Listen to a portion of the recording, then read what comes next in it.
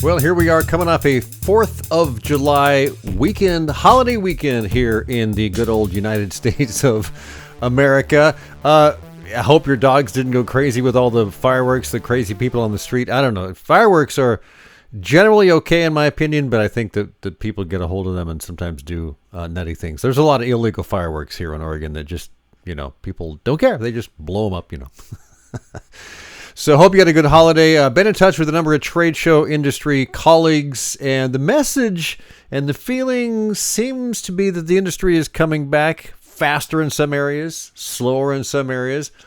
But from my experience here at Trade Show Guy Exhibits, we've started work on a new big project for early next year. And that is going in fits and starts, but it's going. It'll happen. And I just heard from an old client who has moved on to another company, and he's reached out to do some new stuff. So, yeah, I think things are slowly changing. Things are turning around. How about you? Meanwhile, here in Oregon, a week ago, we experienced record-breaking temperatures. You might have seen this in the news.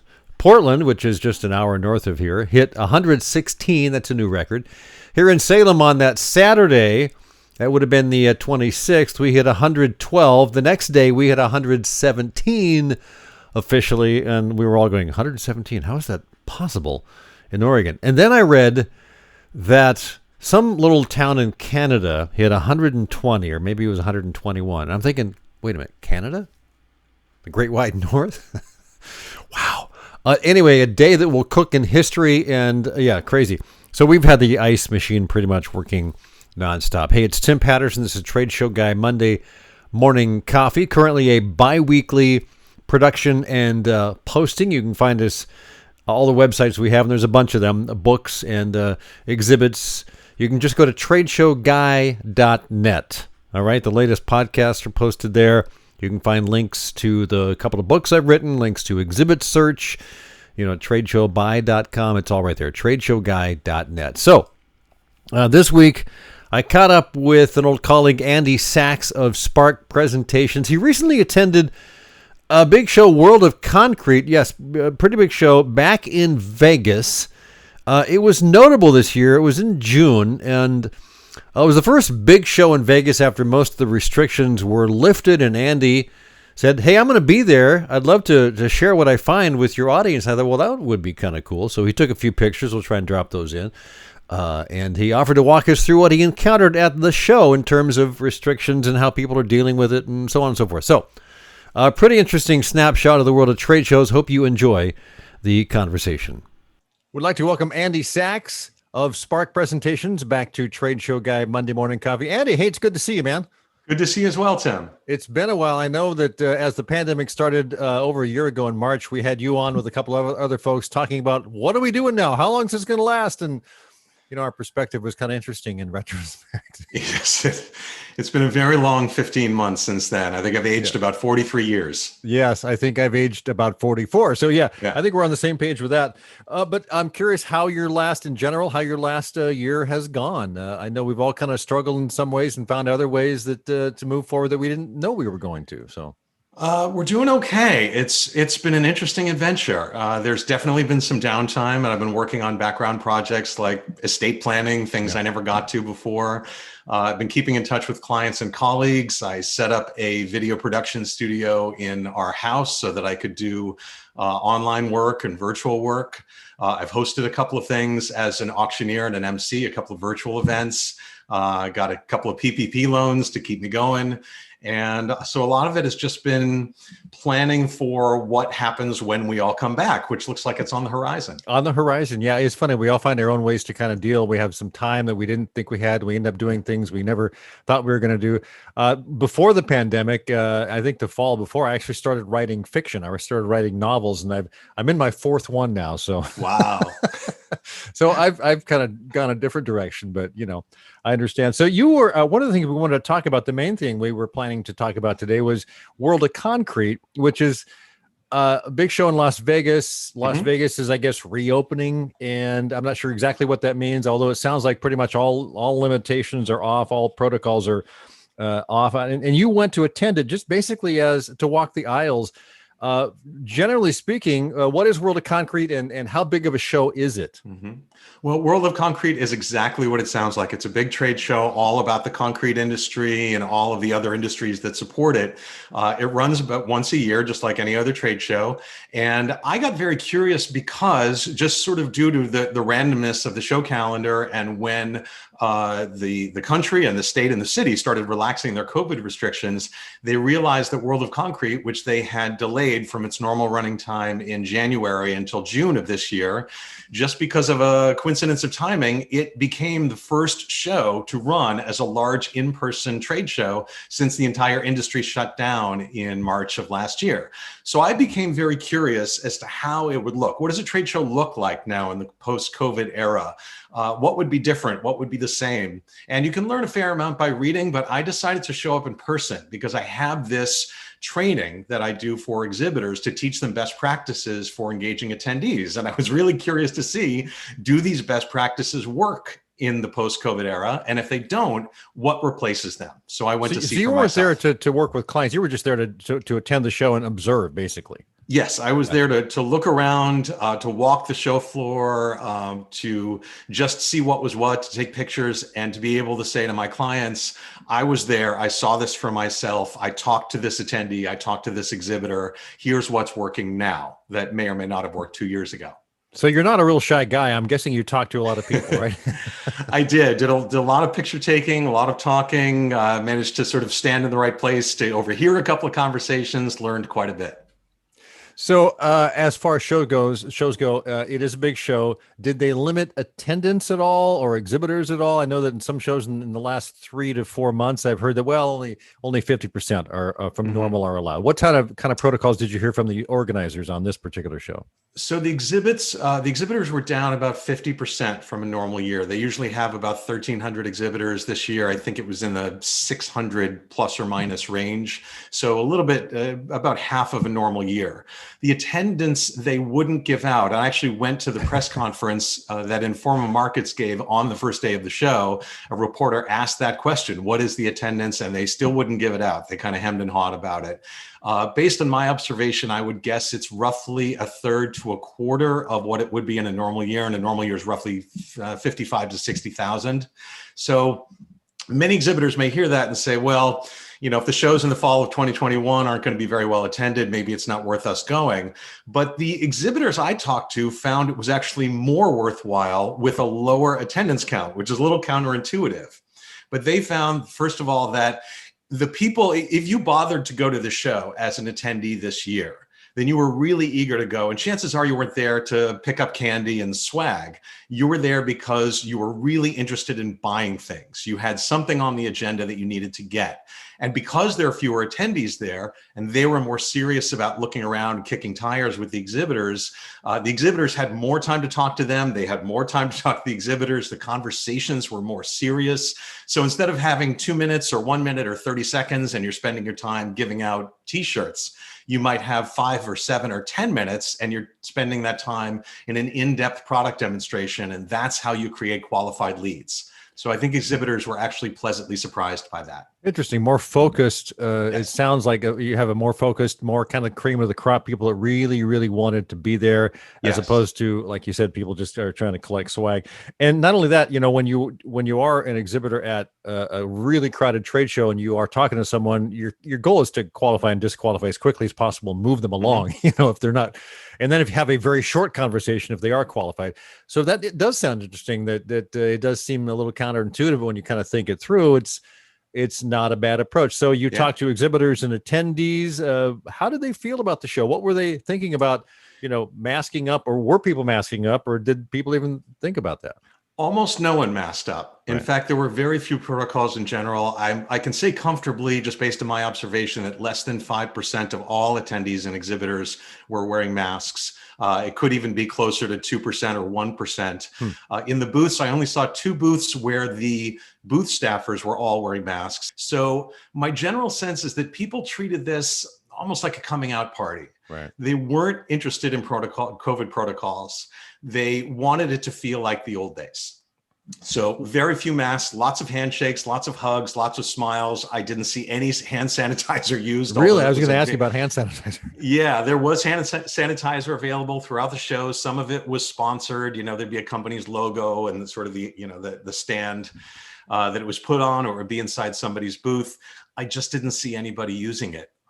There was some hand sanitizer I saw and some masks I saw that were available as giveaways from the exhibitors, but it looked to me like t-shirts and hats and mouse pads and pens and sticky pads and all of those usual suspects were much more popular as giveaways. Really? Well, that makes sense. Yeah. So Yeah. I'm curious, kind of going back to being able to go to the show, did they ask any questions or requirements for vaccinations, or did that even come up? No vaccination requirements. They didn't ask any questions about it. Vaccination was optional. They did do temperature scans, especially in the West Hall, and this was the West Hall's debut. It's a brand new wing of the Las Vegas Convention Center. So in some places they had individual temperature scanners, and they would scan your wrist. And then if you passed the scan, they would give you a colored wristband that would last you throughout the day. And then the next day you'd have to get scanned again. In other places, they had thermal scanners on stands that would just scan everybody in the area. And then they would signal to the security guard if somebody sort of tripped the wire. If somebody had a temperature over 100.4 degrees, the thermal scanner would pick it up and they would notify the security people and they'd attend to it. But the security guy I talked to said that hadn't happened the entire show. And that was a day and a half into it. Interesting. And so you said about half the number or even less of exhibitors and maybe a third of the number of attendees. Yeah. Do you know just off the top of your head if what the next big show in Vegas is, or does that even there are a few coming up. I know ISC West is happening in July. That should be a pretty big one. HIMSS, the healthcare show, is happening in August, as well as Black Hat. Those should be big shows. HIMSS in particular is requiring vaccinations or proof of vaccination. Oh, really? So one of the other things you have to keep in mind is that every show, we have a tendency to sort of lump them together and say, if one show works this way, all shows will. But every show serves a different industry. Every show has its own tolerance level and its own character. So a show like HIMSS, which serves the healthcare industry, may be more sensitive to healthcare protocols. Same thing with the Salesforce show Dreamforce coming up in the fall. They'll be requiring proof of vaccination as well. So, what works well and goes for some shows may not be the case in other shows. And as always, you have to check the website to know for sure. And I one of the shows I was at the last time they had it was NAB in 2019. Yeah. That is in October of this year. And I'm thinking I might be there. We'll see what happens. It'll be fun to go. And again, I'm curious to see how many exhibitors show up and how many attendees show up compared to the blowout they had last time around with 80 to 100,000 attendees or whatever it was. One more thing I'm curious about, was there any sense as you walk through the show of social distancing, spacing people were giving, or were they just kind of, meeting people and shaking hands and hugging and things like that? Yeah, no spacing, no social distancing, no nothing. I was joking with friends that if you had been in a coma for 18 months and you woke up and went directly to this show, you may not notice anything. You may not know anything had even happened. The one big visual cue that might catch your eye is that the aisles were uncarpeted. And they were also wider than usual. So, have the nice wide aisles. They're all concrete. I was told that that's because it's easier to clean the aisles at night when they're not carpeting. So that gave the whole show floor sort of an unfinished, rough look. The other thing that you might notice is that the badges have gone digital. So, as well as I do that wearing a badge on a lanyard around your neck, that is the staple of a trade show, right? It's the jewelry that everyone Billions puts on. Of them, yes. Right, can't get in without it. Well, those were gone at World of Concrete. Yes. There were no physical badges. They had everybody use digital badges, which generally people put in their wallets on their phones. So the same place where you probably keep your airline ticket and your credit cards, now you keep your show badge. And when you walked up to the entrance to the expo hall, you would have to show that badge and then they'd scan it with a scanner. But that actually made things a little more challenging because in what I guess we're calling the old days now, when an attendee walks up to you and you have a badge and they have a badge, you can pick out each other's names very quickly. Yeah. You can see your titles, you can see the company they're associated with, and all of that helps jumpstart the conversation and gives you an early taste of what that attendee's value might be to you and helps you establish trust and get information, all of that. Without badges, it felt a little more awkward all around. Nobody just knew each other's name. Everybody had to ask, and then everybody had to remember. So just a little extra task in there that made it awkward. But I think those badges actually come in really handy. They do. But I think that's an opportunity for a savvy exhibitor. If you can bring a badge making or name tag making machine, put it in your booth. First of all, you can make badges and name tags for all the exhibitors, all the staffers in your booth, as if to say, well, badges don't matter to everybody else, but we're really conscientious and we're making the extra effort. If you could then take it a step farther and make badges or name tags for attendees, and let's say that name tag making process takes 5 minutes between waiting in line and the printing and so on, you've now got them in your booth for 5 minutes. That's time you can engage with them and get to know them. And then as they're walking around the floor, they're wearing a badge with your logo on it, your corporate colors. Everybody else sees it and says, hey, where'd you get that badge? I didn't get one. And they get directed back to your booth. So just like anything at a trade show, you could see it as a problem, or you can see it as an opportunity to get more qualified leads and jump on it.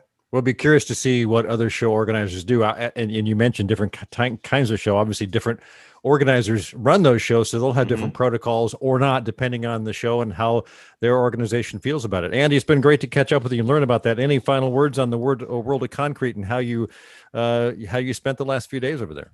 I would just say that the big takeaway I had was go. There's a real sense of celebration in the industry as it comes back. There's real enthusiasm from attendees that I haven't seen very much of in the 20 plus years I've worked in trade shows.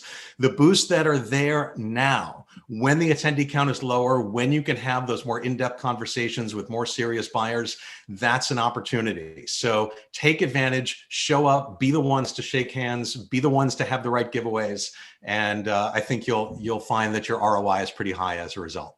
Cool, Andy. Good to see you. And where can people find you? I am at sparkpresentations.com. We do booth training for staffers. We do trade show presenters and assistants and product specialists, things like that. And we are ready to go as the industry I'm sure opens. you are, and you do a great job, Andy. I've seen your stuff. So thank you so much. I appreciate your time. Thank you. All right. Thanks again to Andy Sachs of Spark Presentations. You can find him at sparkpresentations.com. Just go to the show notes. And just to wrap it up, this week's One Good Thing, we end up watching the latest, I guess it's the last season of Bosch on Amazon Prime Video. We finished it just a couple of nights ago. I really enjoyed the show. My wife's not crazy about it, but I enjoy it, so she puts up with it. Of course, I've read all the Bosch books. Well, not all of them. There's a bunch that I haven't got to, but I've read many, many, many of them, at least a couple dozen. Michael Connolly, who is the creator of the Bosch character, the homicide detective out of Hollywood. It's quite a fascinating story. Very well done. I really enjoyed it. I hope you do. I would call it this week's One Good Thing. You can find it on Prime Video. I do know, I just saw a thing that Michael Connolly posted on his Twitter account. They're doing a new show, follow-up show, yet to be named. And it's got the Bosch character in it, along with his daughter, Maddie, and I understand the attorney, Honey Chandler. But it's a new show. He's not going to be working for Hollywood Video. He's going to be doing his own thing. So the Bosch show, as the detective is gone, he's going to be like a private detective, and he's moving on. But that will be a new series, yet to be determined when that's going to land, what the name of it is, and all that stuff. I hope you enjoy that Bosch show. Have yourself a great couple of weeks. See you in mid-July here at Trade Show Guy Monday Morning Coffee.